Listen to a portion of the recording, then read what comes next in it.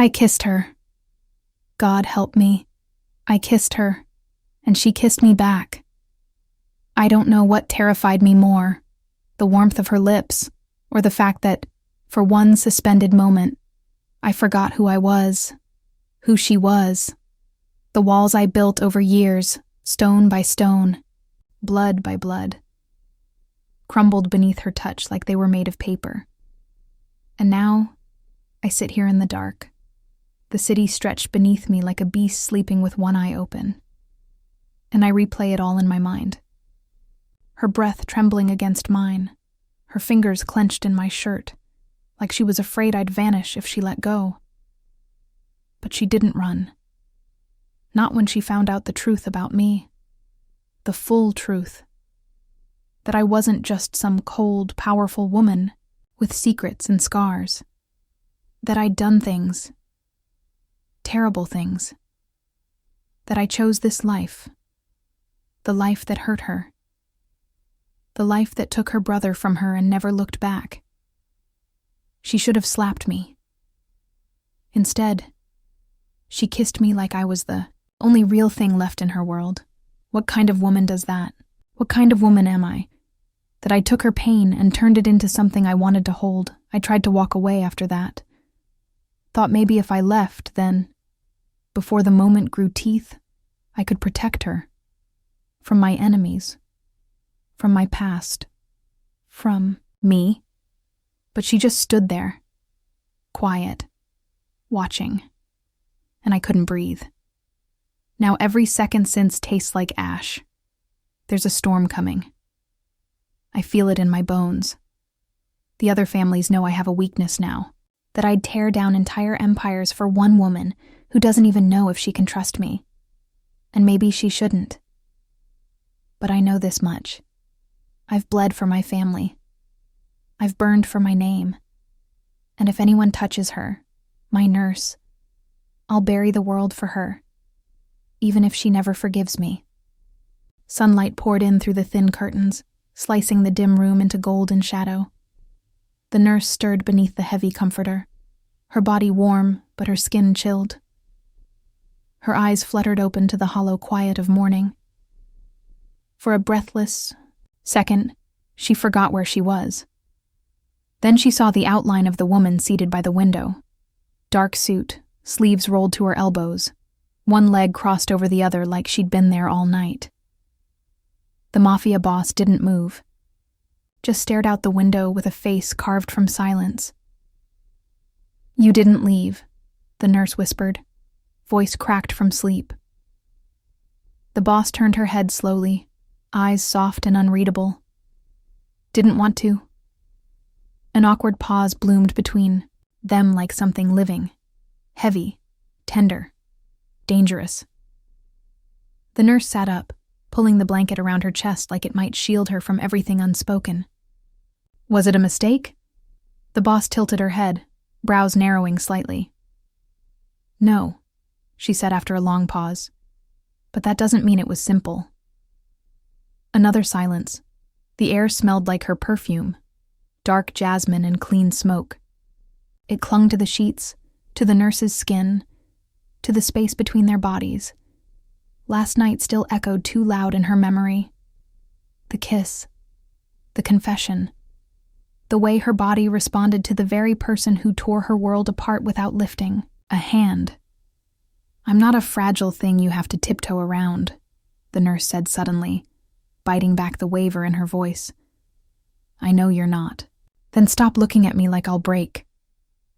The boss stood, slow and deliberate. She approached the bed, but didn't sit, just hovered, tense, uncertain. "I don't think you'll break," she said quietly. "I think you'll walk away. And that scares me more." Before the nurse could respond, a sharp knock rattled the door. The boss's hand went to the inside of her jacket instantly, instinct carved into her muscle memory. She opened the door to find one of her men waiting, stiff and pale. "There's a situation," he said. "It's the clinic." The nurse was out of bed in an instant. "What happened?" He glanced nervously at the boss, then back to her. Someone threw a Molotov through the back window. No injuries, but it was meant as a message. From who? She demanded, heart pounding. Could be the Valenti family. Could be someone testing your connection. The boss stepped between them. You're not going there. Not until I secure it. The nurse's eyes sparked with fury. You don't get to tell me where I can go. That's my clinic. My life. I don't need a bodyguard. I need answers. You need to be alive to get them. And you think hiding me away like some doll in a tower will keep me safe? It's better than finding you dead on a sidewalk. Their voices clashed like knives, fierce, desperate. But beneath the anger was something else. Fear, vulnerability. Two women standing on opposite edges of a cliff, too proud to jump, too stubborn to walk away. Finally, the nurse pulled on her clothes with shaky fingers. I'm going to the clinic. You can come or don't. But I'm not letting them scare me out of my own damn life. The boss didn't argue, just followed her. To the door, eyes shadowed with something between admiration and dread. The hum of the car engine barely registered as the boss stared out the tinted window, watching the world blur by in shades of gray and memory. Her hands rested still on her lap. No gun, no phone, just silence. Silence she hadn't allowed herself. In years. But the nurse's voice still echoed in her ears, the fire in it, the defiance. That same fire used to burn in someone else. Once. Her sister. She hadn't said her name aloud in over a decade. Elena. 16 and stubborn, with too much heart and not enough fear. While the boss, back then just a foot soldier climbing through blood and ambition, learned to survive with fists and fire, Elena was patching up bruises behind locked bathroom doors, wrapping busted knuckles, scolding her big sister like she was the one playing with danger. You can't keep coming home like this, Elena had whispered once, brushing antiseptic over a deep gash on her shoulder. One day, there won't be a home left to come to. I can take care of myself, she'd said through gritted teeth. Elena had looked at her then, really looked at her. That's not the same as living. She wanted to protect Elena from everything, from the family, from the wars, from the lies. But one night, protection failed. A deal went sideways.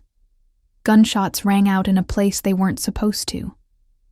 Elena had been volunteering at a shelter nearby, wearing scrubs and hope, and a bullet meant for someone else had found her. Anyway, the boss had arrived too late. She still remembered the smell of blood and antiseptic mixing in the air, the way Elena's hands trembled as she pressed them to her own side. I didn't want this, Elena had whispered, and the boss had screamed. Inside, outside, she couldn't. Remember, after that, nothing tasted the same. The fire in her didn't burn for power anymore. It burned to keep something like that from happening again. So when she met the nurse, all fierce compassion and quiet fire, it was like watching a ghost come back to life. Not Elena, but the best of her. The part the world didn't deserve, but desperately needed. And maybe this wasn't about love, not at first. Maybe it was about trying to protect the part of her sister that the world hadn't destroyed yet. Maybe it was about finally saving someone. Just once. The stench of smoke hit her before she even unlocked the door. The nurse's footsteps slowed as she reached the clinic's front entrance. Her clinic, the one she built with bare hands and sleepless nights. The glass door bore a jagged web of cracks, and black spray paint scarred the white walls with words she refused to read. A trash can smoldered by the curb, the last whiff of burnt paper curling into the cold air like a threat left behind. Her heart thundered in her chest, not from fear, but fury. She stormed forward, keys trembling in her grip, until she noticed the black SUV parked across the street. Windows tinted, engine running, her eyes narrowed. Of course. She turned slowly, already sensing the presence behind her before she saw it. The Mafia boss stood a few feet away, dressed in black like a shadow that refused to leave. "How long have you been watching?" the nurse asked, voice tight with barely contained rage. The boss's gaze didn't falter. "Since 5. I wanted to make sure no one touched the place again." "You knew this happened?" "I had someone check it during the night. I didn't want to wake you." The nurse's laugh was sharp and bitter. "Didn't want to wake me? After everything, you thought I'd rather sleep through it?" She marched up to her, chest heaving. "Tell me the truth. Was it your rivals? Or was this some twisted way of scaring me back into your arms?" The boss's face darkened. "You really think I'd do that to you? I don't know what to think, because nothing about this makes sense. I was living my life, helping people. And now, suddenly, I'm in the crossfire of a war I never agreed to fight." The boss stepped closer, but this time her voice was soft, almost fragile. "I'm not trying to control you. I'm trying to protect you." The nurse's hands curled into fists. "That's not protection. That's possession. I'm not like them." "No?" Her voice cracked. "Then show me. I need to know who you are outside of guns and shadows, outside of power plays and secrets. I need to see the woman, not the title." The boss stared at her like she'd been struck. "I'm not saying I don't feel something," the nurse continued, her voice quieter now. "I do. But I can't love a ghost. I can't fall into something I can't trust." Silence wrapped around them like a vice. The boss looked down, then nodded once, slow, restrained, like she didn't trust herself to speak. The nurse turned and unlocked the clinic door. As it creaked open, she looked back one last time. "I'm not asking you to disappear. I'm asking you to let me breathe." Then she stepped inside and closed the door behind her, leaving the boss standing alone on the sidewalk, with smoke in the air and something hollow settling in her chest. It started with the smell of burning. Again. The nurse was locking up for the night, her fingers still trembling from the earlier confrontation. Her head full of things she should have said. Softer things, better things. She didn't notice the silence at first, how the usual city sounds had dulled to nothing. Only when the hair on the back of her neck stood up did she pause, keys halfway turned in the lock. Then came the scream, high, distant, a child's. She spun toward the sound just as a man in a black hoodie darted across the alley, dragging someone. Behind him, Mrs. Langston, her elderly patient, asthmatic, harmless. "Hey," the nurse shouted, already chasing without thinking, instincts drowning out reason. But the shadows shifted too quickly.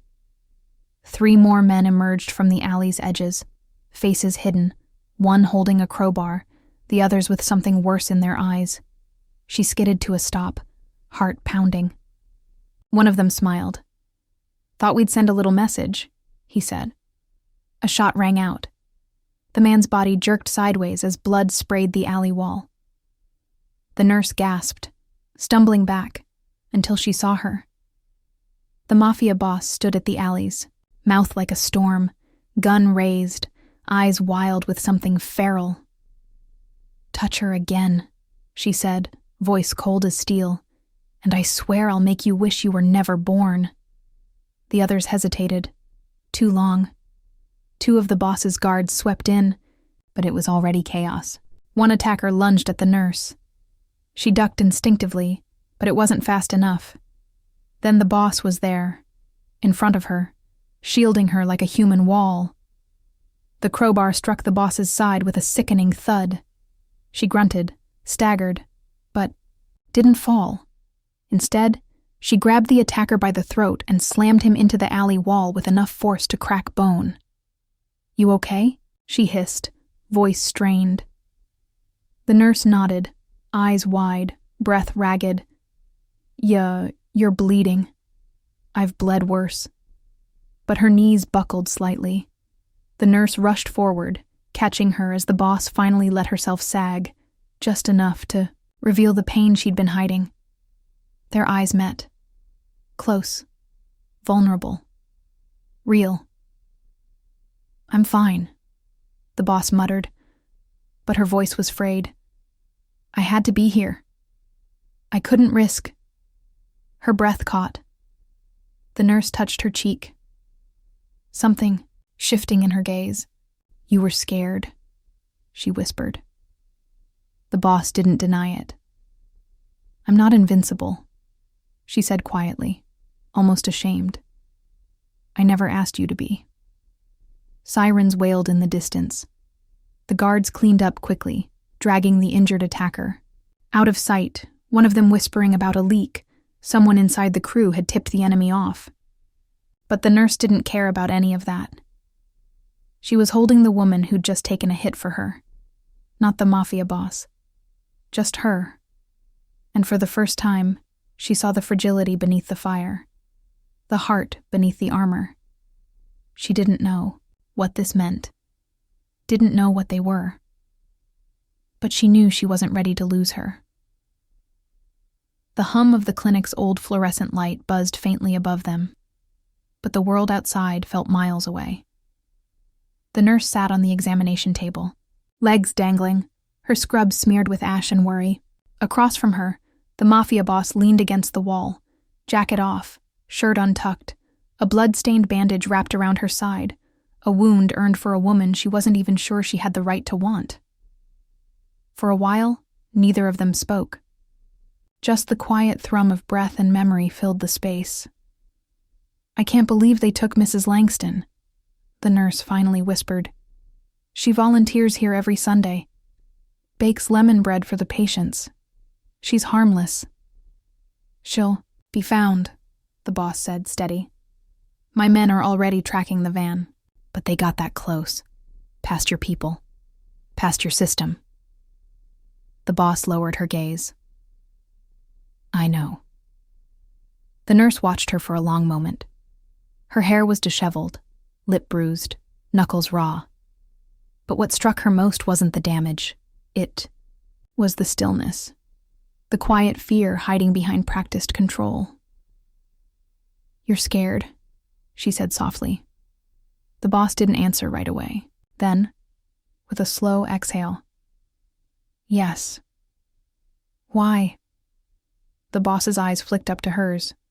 Deep, dark, guarded, but not impenetrable. "Not anymore. Because for the first time," she said slowly, "I have something to lose that isn't made of money, or loyalty, or fear." The nurse swallowed hard, heart twisting. She reached for her, fingers brushing the edge of her hand. The boss didn't pull away. "Have you ever loved someone you couldn't protect?" the nurse asked.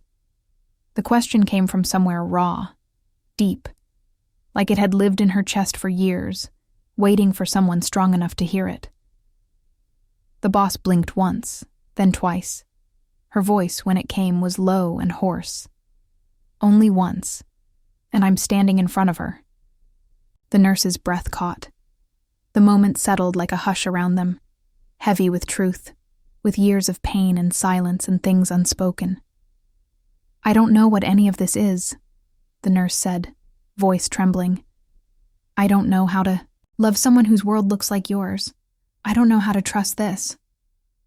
"I don't either," the boss replied. "But I want to. I want to try." "You don't get to control me," the nurse said firmly.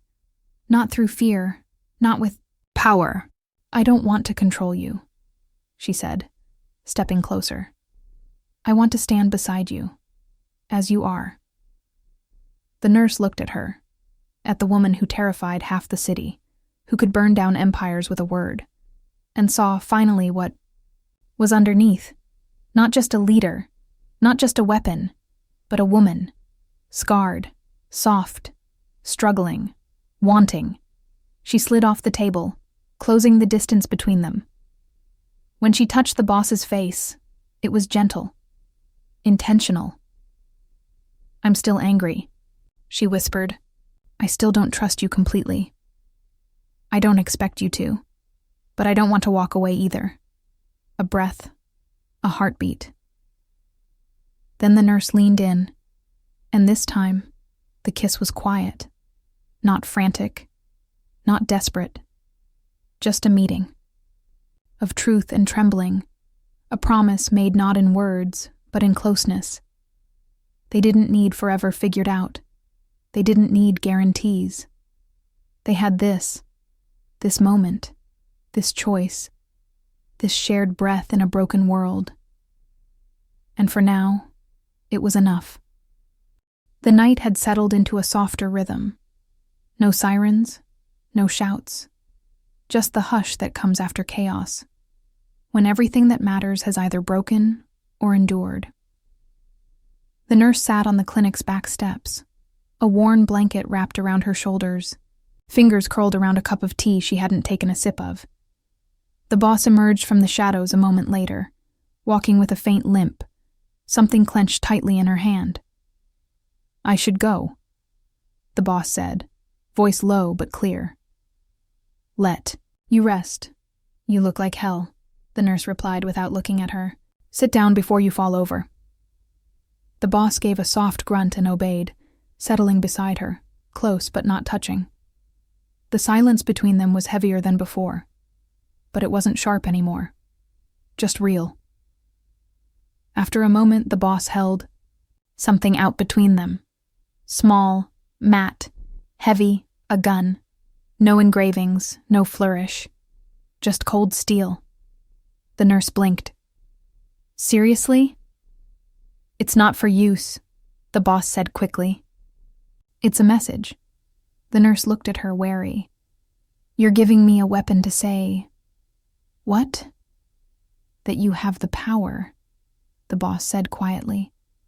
"To walk away, to fight back, to hurt me if I lie again. I don't want you in my world without a way to defend yourself." The nurse stared at the gun. She didn't take it, but she didn't push it away either. Instead, she set it on the step between them like a line in the sand. "You really think trust is built on threats?" "No," the boss said. "It's built on truth. But this is a symbol of me not hiding behind the truth anymore." The nurse's throat tightened. "You've lied to me. Maybe not directly, but by omission. You pulled me into this before I had a say." "I did," the boss admitted. "And I regret it." Another pause. The wind picked up slightly, tugging at loose strands of hair. "I want to make a deal," the nurse said finally. "No lies, no manipulation, no disappearing behind orders or secrets. If I ask something, anything, you answer, even if it hurts." The boss nodded. "Then I get the same." "Fair." Their eyes met in the half-dark, both tired, both changed. "And we start over," the nurse added.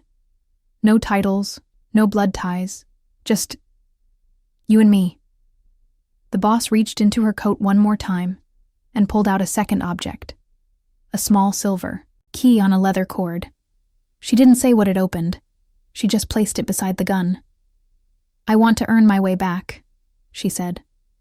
"Not as your protector, not as the boss, just as me." The nurse looked down at the items, then at the woman beside her.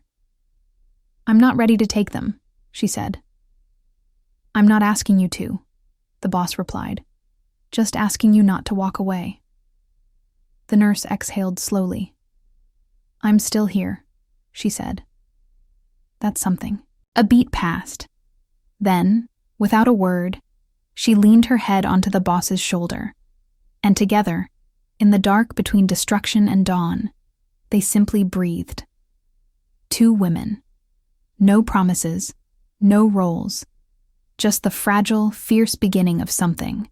Real. And that was enough. For now. The metal lock clicked shut with a final turn, the sound echoing in the stillness of early morning. The nurse stood with her hand still on the doorknob, staring at the painted wood of her clinic's front door, now chipped and scratched from last night's chaos. She exhaled slowly, the tension still coiled behind her ribs. Sleep hadn't come. Not really, but something else had. something quieter, harder to name. Behind her, the black car idled at the curb, windows dark, the boss leaning against the hood with arms crossed and an unreadable expression on her face. The faintest hint of sunrise had begun to bleed over the buildings, casting soft orange light over broken pavement. The nurse turned to look at her. Their eyes met. A long, wordless exchange. No gestures, no smiles. Just a shared understanding. Nothing was fixed, but nothing was over either. She walked toward the car, but only a few steps. She paused on the sidewalk, arms folded over her chest, not ready to get in, not ready to leave either. Then the phone buzzed. The boss straightened, pulling it from her coat.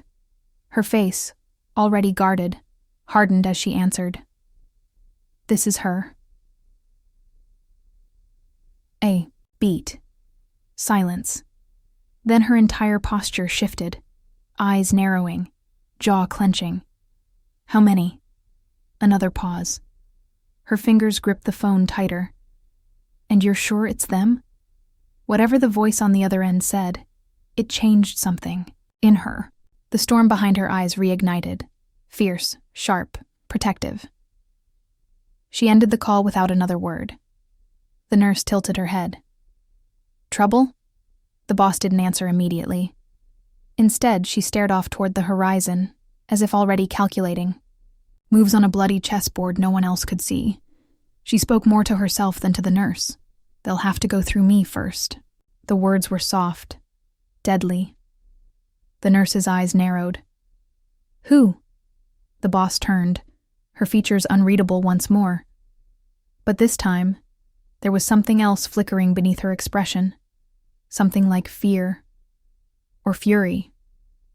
She opened the car, doctor for the nurse, holding it like a promise. The city beyond the windshield stretched out wide and waiting. Behind them, smoke still clung faintly to the clinic's roof. Ahead, the storm gathered again.